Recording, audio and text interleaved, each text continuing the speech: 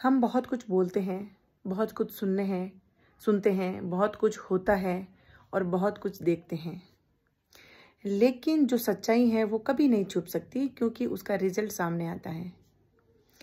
आज हमारे समाज के अंदर हम बोलते हैं कि हम नारी को बहुत सम्मान मिलता है, नारी को बराबर का हक दिया गया है, नारी को हर काम हर क्षेत्र में जो है बराबर का ओहदा मिला हुआ है।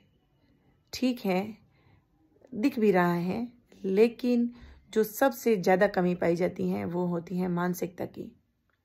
आज भी इंसान जो है, इंसान नहीं कहेंगे, पूरा समाज जो है कहीं ना कहीं कुछ ऐसी रूढ़िवादिता है जिसकी वजह से वो आज भी कहीं ना कहीं अपनी मानसिकता के कारण बंधा हुआ है।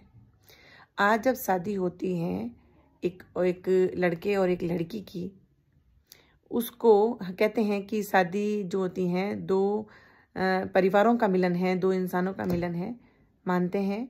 लेकिन जब शादी हो जाती है तो एक तो हो जाते हैं, पति पत्नी एक होके एक परिवार हो गया तो ये एक हो जाना होता है।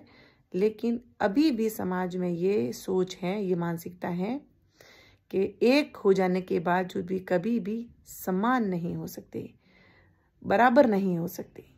आज भी हमारा समाज जो है पितृसत्तात्मक है।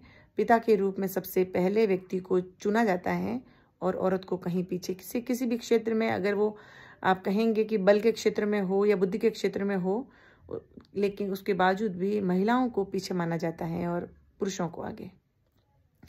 ये बहुत सारा पढ़ा लिखा होने के बावजूद भी हमारे पढ़े लिखे लोगों की भी मानसिकता है, ऐसा नहीं है कि जो नहीं पढ़े लिखे हैं, पढ़े लिखे लोगों की भी मानसिकता है कि आज हम कहते हैं कि शादी होने के बाद में एक तो हो जाते हैं, लेकिन बराबर नहीं है, ये फैक्ट है।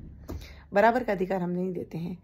क्या अगर बराबर का आप समान अधिकार देते हैं तो मुझे आप बताइए कि अगर हस्बैंड और वाइफ दोनों ही वर्किंग हैं, ऑफिस से घर आते वक्त अगर व्यक्ति पुरुष रास्ते में कहीं पर भी बिना कहे 2 घंटे ज़्यादा रुक गया, वो आराम से घर आता है, 2 घंटे बाद बोलता है मैं वहाँ रुक गया था, क्या इसकी स्वतंत्रता औरत को है?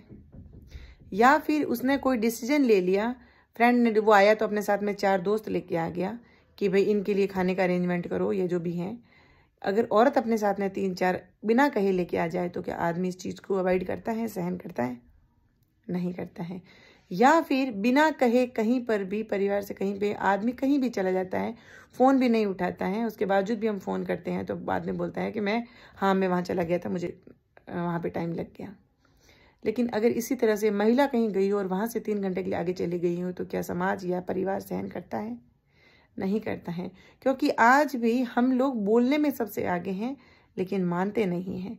इसीलिए ये हमारा समाज अगर सबसे पीछे, अगर पिछड़ा चल रहा है तो सिर्फ और सिर्फ मानसिकता की वजह से, सोच की वजह से। बोलते हम बहुत कुछ हैं कि ऐसा होता है, हमारे समाज में ये है, महिलाओं का दर्जा ये है, पहला जो हक है नया महिलाओं को मिलता है, नहीं मिलता है।